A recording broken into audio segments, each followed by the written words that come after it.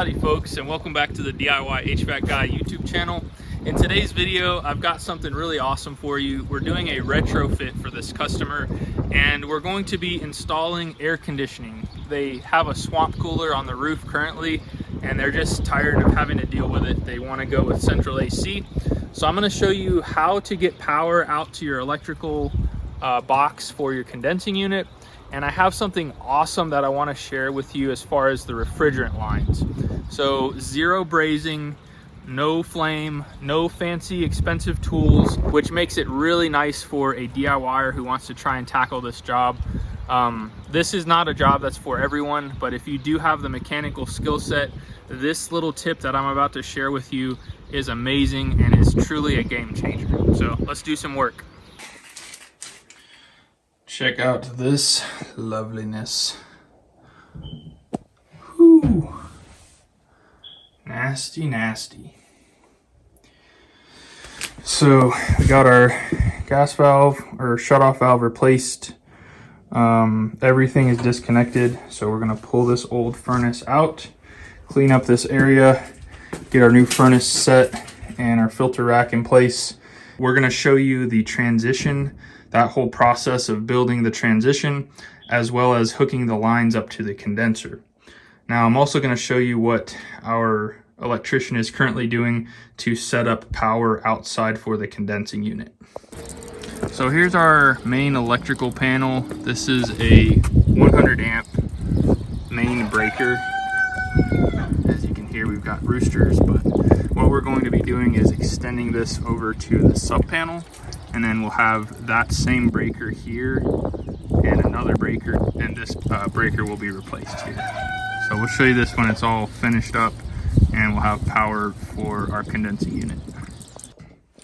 Alright guys, so we got all this cleaned up. Our return, interesting return. They had this all the way up to the almost the top of the furnace.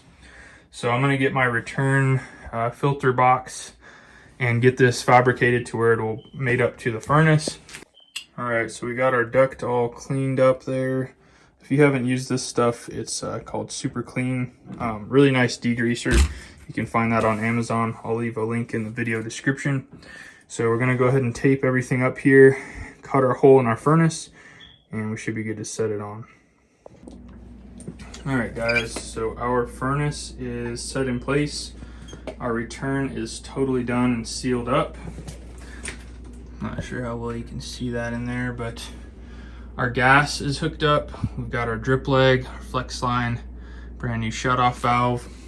And now what we're gonna be doing is we're gonna be opening this up. That's our line. We're gonna give ourselves 6 inches above where the new evaporator coil is going to be.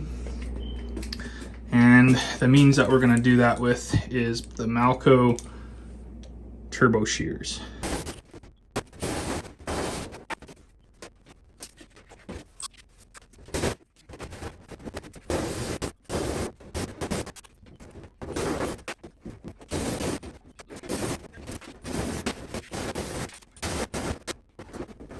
All right, so I always start with the back piece for our transition. So what we're gonna do first is we're gonna measure this. We've got 21 inches. Let's go 20 and a half. And we're gonna add 2 inches. So I'm gonna show you why in just a second. And then we're gonna measure this guy. It is 17 inches. And again, we're gonna add 2 inches. We have a pretty good size offset here. So we're gonna be going from all the way over here down to here. And then on this side, we're pretty much straight. We have a little bit, maybe a half inch going up this way. So we're gonna measure our height here. And we're going to add a 1/4 inch. And we're gonna go up to the top of our S-clip. So 6 3/4.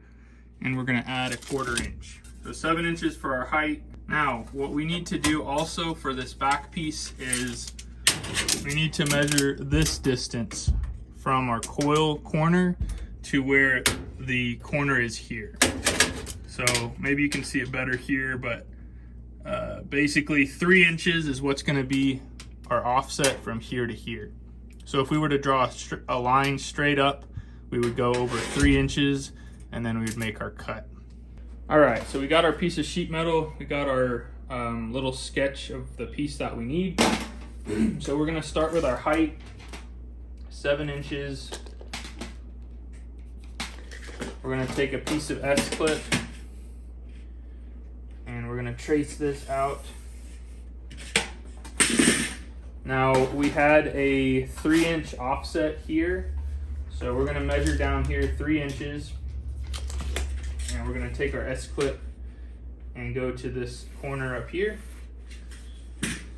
Now we have 22.5 on the top.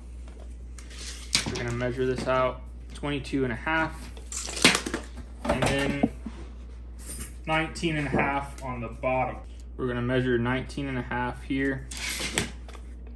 Now that gives us, that makes this piece pretty straight. So I'm gonna take just a little bit off here. So we have just a little bit of an offset. And then we can go ahead and cut out our piece. What we're gonna do first is we're gonna go ahead and make our cross breaks on this. Now this is how the piece goes, and the way that we're gonna do our cross break makes sure that this is bowed out on the outside of the furnace, not on the inside. And what this is gonna do is it's gonna help the furnace from making a loud noise every time you start it and pulling that duct closed real quick. Now this is the easiest method that I have found as far as making a cross break. Some people say you can use a knife or something, but this works really good.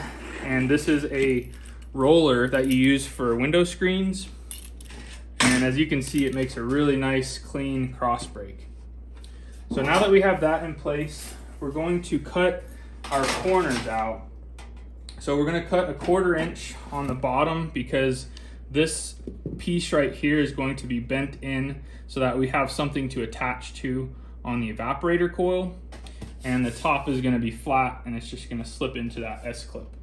But the sides, however, that's why we added those 2 inches, because the sides, we're gonna use this tool to bend these in.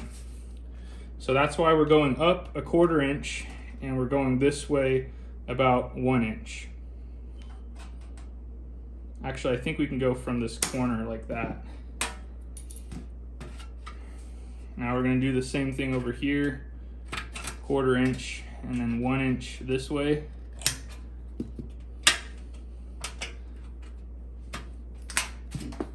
And we're gonna do a full 1 inch on this side.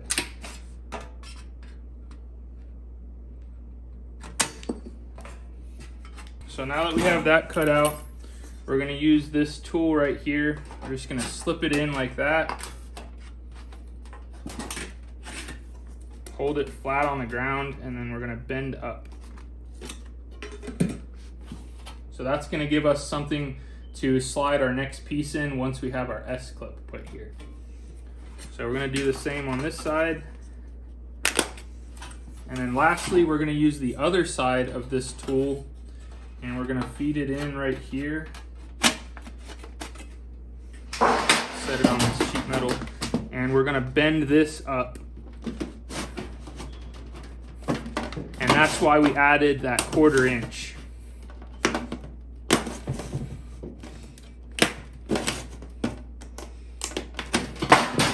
So just like that, that's our piece. We got our 1/4 inch bent, nice cross break. So let's go test fit.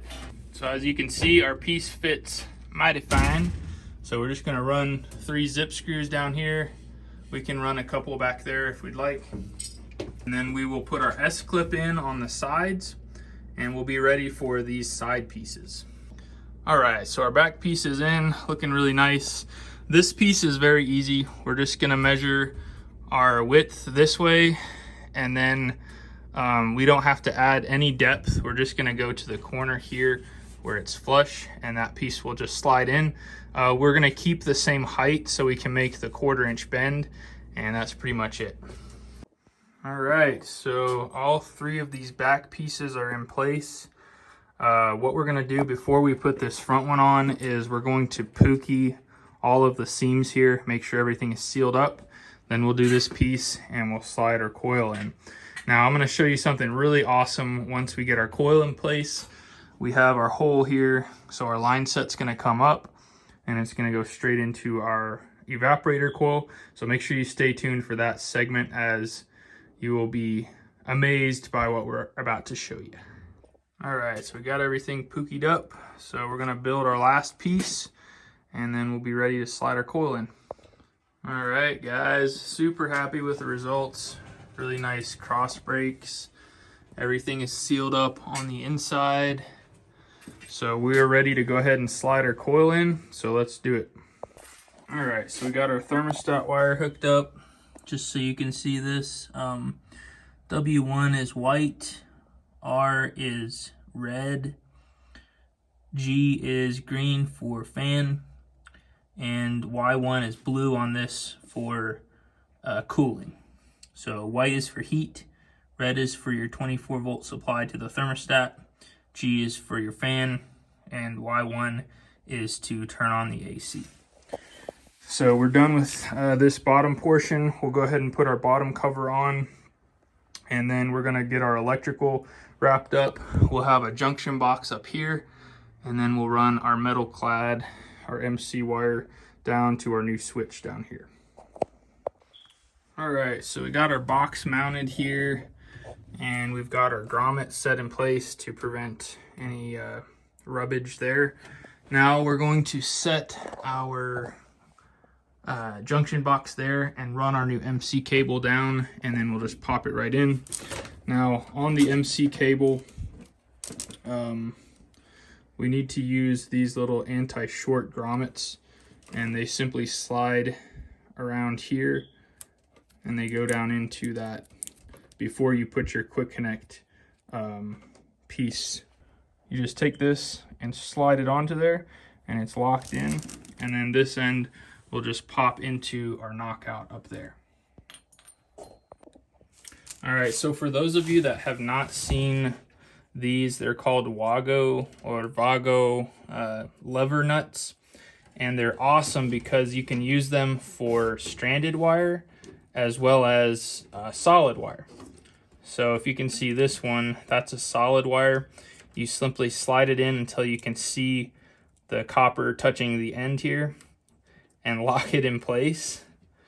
It's like too easy. And then with the stranded wire, same thing, you just slide it in until it's touching the end, lock it in place, and that is it. So really nice to have in your toolbox. Those can be found on our Amazon store, so check it out. We've got a Wago section there. So our neutral is connected. We're gonna run this in so we can connect it to our switch. All right, so our electrical is done. Got our switch mounted there. Got our MC cable running up to our junction box there. So very clean on that end. All right, so here's our line set. This is a 3/4 line set, and then the 3/8 liquid line. And what we're gonna do is we're gonna unspool this, make it a big long flat piece, and we're just gonna start feeding it in. And then once we get to a certain point, we're going to get our bending tool and we're gonna bend this. So we're gonna have a 90-degree right here, and then we might come over a little bit and then out right here.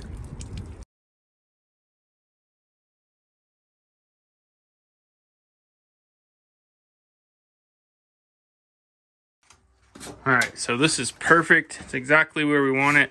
We have it low on purpose because we're gonna do a 90 right here so we can have a straight shot into this pipe. So let's get our bending tool and we'll show you how to do that. So this is the tool that we're going to be using. And as you can see right here, we've got 3/4 and 7/8 on these little rubber pieces. You can flip these, so The side that's on the top, that's where our pipe is going to go. That's where you want the 3/4. So in order to bend this, we're simply going to slide our pipe through this, and then we're going to just start clicking, and we're just going to continue to click this and watch it do its thing. And we'll show you how nice of a bend this produces with no kinks.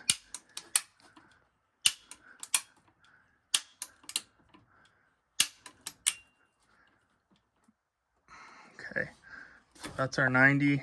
We're pretty much parallel with our pipe here. As you can see, really nice bend. There's no kinks. That tool makes it nice and easy. So that's exactly where we want it. And now I'm going to share with you the piece of information that I've been leaving out to build suspense. This is what we're going to be using. This is a non-flare, non-braze. It's like a shark bite, but it's designed for HVAC. As you can see, it has these little things to keep any sort of contaminants out. You never want to leave these out of the container. Basically, what we're going to do is we're going to make sure that we're past this little segment right here that has these little notches. Make sure it's super smooth. We're going to scuff it up with a Scotch-Brite pad, and we'll show you how easy these are to install. Again, they're basically like shark bite fittings, but they're for HVAC. They're a little bit spendy. These are about 30 bucks a pop. However, you don't have to have nitrogen. You don't have to have oxyacetylene torches. You don't have to have any of that. This is all you need. And then if you're trying to do this yourself, obviously a vacuum pump. But vacuum pumps can be obtained pretty cheap. And you'll need 4 of these if you're installing a new line set. Or if you have an existing line set, you can still use these. You just have to be crafty in making sure that the new connection is perfectly straight and in the right place. So let's go ahead and get our liquid line in place, and then we'll make our connections here. So we have our 3/4 and then our 3/8. This is going to make our connection here at the evaporator coil really easy. So if you look over here, we've got all of these pre-sanded. So our joint is going to be right here. We're going to cut this whole section off, and then we're going to open this up. And what we're going to be using here, because Goodman comes with these from the factory, there's not quite enough room here. What I ended up getting was these. So they're the same thing, but as you can see, they have a longer piece. And just for reference, I pulled it right through the part number, but I'll put the part number for this in the video description. So this will just go right here, and then we'll put our quick connect there, and it'll be something like that. So let's go ahead and open this and get the nitrogen out of the lines. There we go.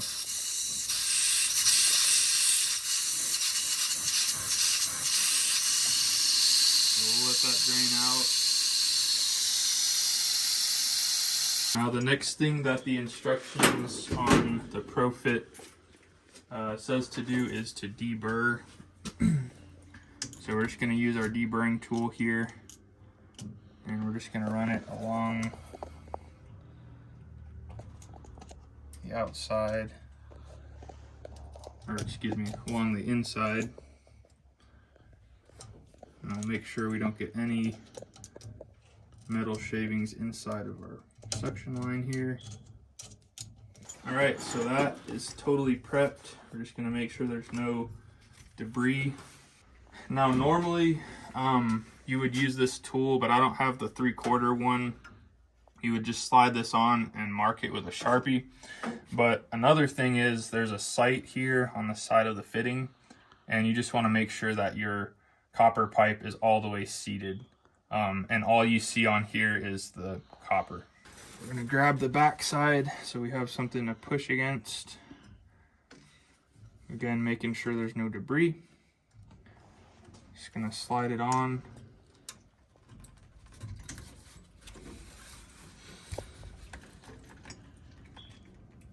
And that's fully seated there. Now if we spin it, we can see the copper through the sight, so we know that that's fully seated. All right, so now we can actually go ahead and put our cover back on completely. And the hole for the Goodmans is actually the same exact diameter, so this will fit really nicely on there. I'm gonna go ahead and make our connection here, just to make sure that I can still have this to have something to push against. Perfect. All right, so no dust on here. Pull this side out.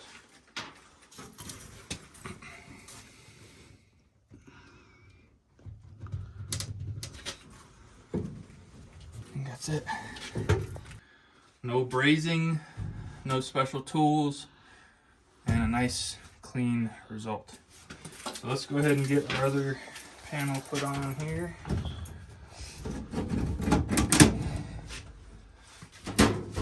All right, so on our liquid side, we're just gonna remove this cap.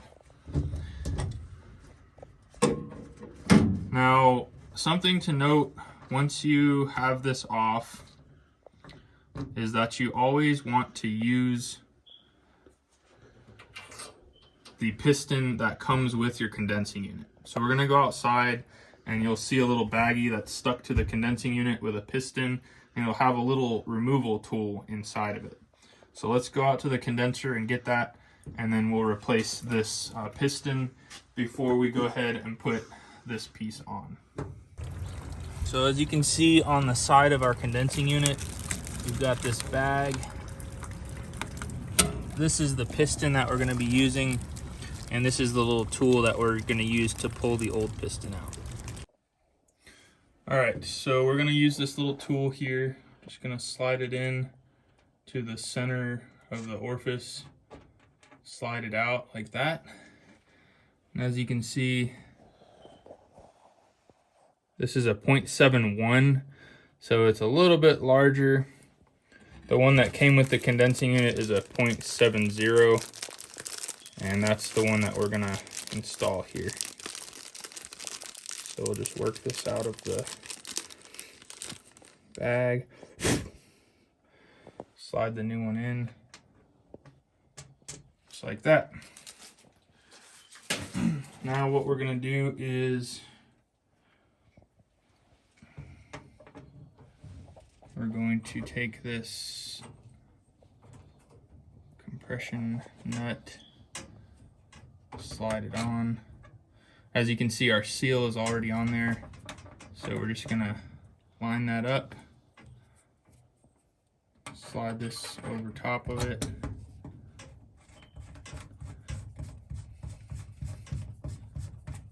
Just like that. So we can go ahead and snug that up, and then we're gonna make our cut here, and we're gonna get this cut to where our fitting will be right here. So for this one, we're gonna demonstrate how this works. I didn't have the one for the 3/4, but you simply slide the correct size one over it until it hits, and then you make your mark. So we'll do this for both ends here. And we just want to make sure that our fitting goes all the way up to that mark. So we're just going to slide it over. As you can see, all the way to that mark. And we're going to do the same thing here, making sure that this is exactly straight. There we go. So you're going to be within like an 1/8 inch of that. But if you look into this sight, as long as you can see your copper inside that sight, you know that you're good.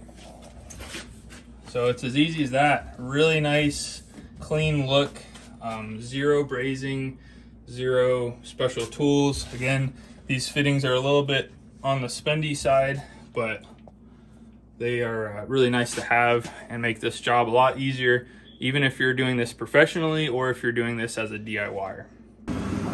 All right guys, so here's the finished product. Got our filter rack super easy to replace that. Had our clean out for condensate, our new valve and flex line. For those of you who are wondering, this is code here due to seismic activity. And super clean, zero brazing involved. Really nice clean look there, nice transition. And yeah, we're just about to pull the vacuum. Our pressure test is just about done. So our house is up to temperature, so this should kick off in just a minute. We did our gas pressure test and our static pressure test, and everything is ready to rock and roll. All right, so our unit is completely done. Our line set turned out really nice. Just so you know too, these Goodman units come with a filter dryer inside, so you don't want to have two filter dryers set up on them. And this is a brand new install. If it was an older one and didn't have a filter dryer, we would add one. Basically what we did is, or what we had our electrician do is, they pulled the power and basically duplicated this 100 amp main panel. Now it's an interior panel, and we also have our 30 amp AC breaker here, as well as two open slots. So really nice to have, and that's how you can set up your exterior panel if you just have the main one out here. And then let's show you downstairs the finished product on the furnace. Our furnace is up and running. Everything's working really nicely. All of our pressures look good. So we're wrapped up for this install. These quick connects turned out really nice, really easy to use. So hopefully you guys found that information helpful. And until next time, we'll catch you cats on the next one.